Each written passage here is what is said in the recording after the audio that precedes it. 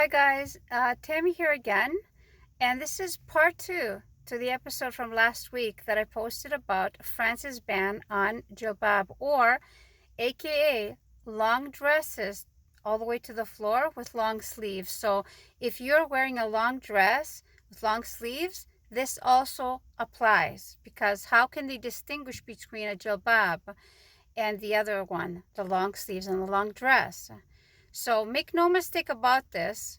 They are trying to strip women of their clothes. If you don't think this is misogynistic, if you don't think it's at the same level for those women who decry that Muslim countries or other countries are imposing clothing laws on women, whether it's to take it off or put it back on, if you don't think this is misogynistic or that you impose on other countries, non-Western countries, then you are sadly wrong.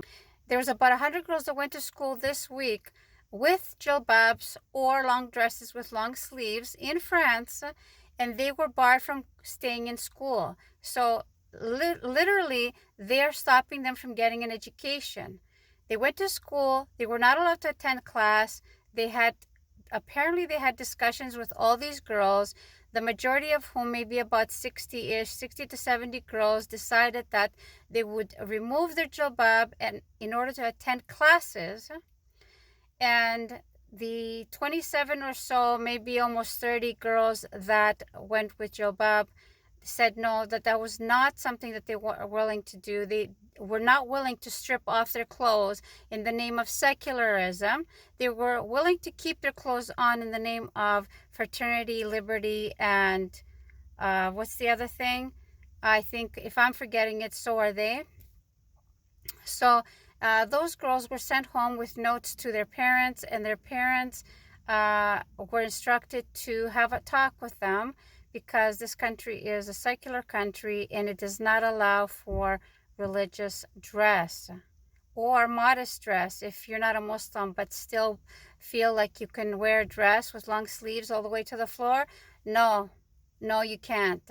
You do not have a choice on what you can wear in France, the country of liberty, fraternity, and equality. If you don't see the irony in this, then I don't know what to tell you, because there is really no distinction. In Islam, you, of course, there are rules in Islam, but it's not imposed on you. You do it because you want to.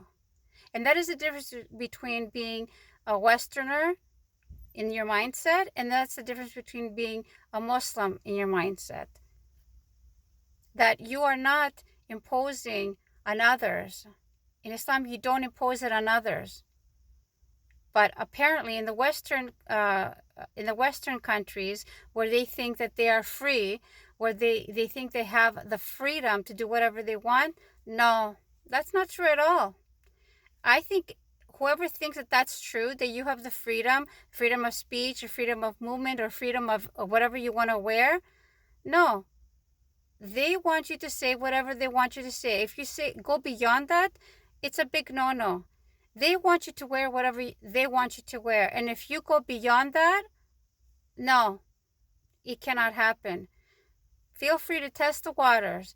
But if you look in the news, if you search around, if you're open-minded, if you're a free thinker, if you're a critical thinker, you will see that what they're doing is misogynistic, and they're stripping women of their clothes. They prefer to see women in their body parts instead of speaking to them face to face.